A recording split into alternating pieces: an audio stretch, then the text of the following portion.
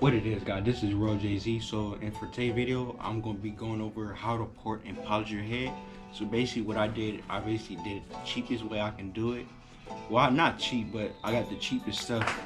Basically anybody can go to Harbor Freight and go get a Dremel and get a $10 Dremel, and you can do it yourself at home. So basically what I did was I port matched my intake with my manifold, and we'll see, then I expanded my exhaust port. I didn't do nothing crazy. It's not the world fastest mini bike port. Like, you know how people port their bikes to go faster. This just a little port you can do yourself and don't have to pay nobody. So basically I'm gonna show y'all an example of what I did.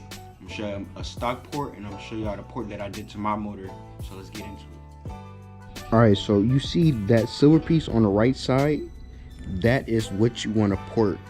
Basically that little lip on the right, and at the top, that's all the stuff you want to get out the cylinder head, and that's all the stuff I ported.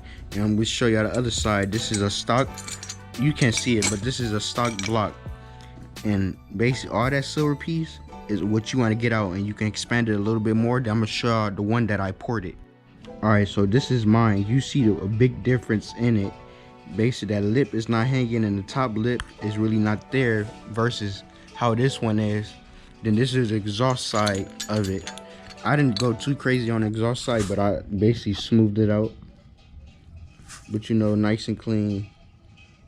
And I did I did it the lazy man way. I kept the springs, and I put in the springs and the valve springs inside the motor. I was lazy, and then if I wanted to take them out, I had to go to AutoZone and buy a valve spring compressor, and I didn't want to do all of that, so I just did it the lazy man way. Basically soaked it in, I ported the head, soaked it in some soap and water, got all the aluminum out, sprayed it down with oil, put it in some gas, and cleaned it all out, and got an air compressor, and I air compressed inside to get all of the material out of the bore. So we good there. But you always want to double check. So basically I cleaned it out with an air compressor and all that, so I wouldn't have leftover material inside of the piston, or the bore of the port. So this nothing too crazy. This is what, let me see. And I use the drill too.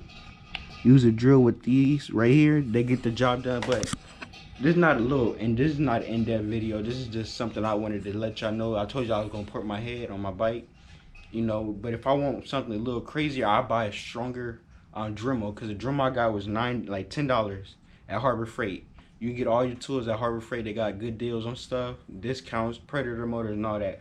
And another thing with the dirt bike, I got parts coming in. We got parts. I ain't gonna show that good. Got my address. I'm probably gonna block that out. But you know, the rod. This is the rod. The rod supposed to be moving in C. So I got the rod. I got a carburetor. I got all that coming. Then I still gotta take the head, my dirt bike cylinder head, to the shop. They have them nickel plated and boarded out. But hey, if y'all new to the channel, make sure y'all like, comment, subscribe, and comment down below if y'all gonna try it yourself. Cause what can you harm? Just don't go too deep and you take too much material out the sidewalls of the cylinder. But hey, if you're new to the channel, make sure you like, comment, subscribe, and thank you for watching. Bitch, I got my own fight, don't need security in the club. All they wolfing on the neck, nigga, I thought you was a thug. I ain't got nowhere to go, I shot up everywhere they would. Yeah, you know who took that shit from you, come get it back in blood. Bitch, come get it back in blood.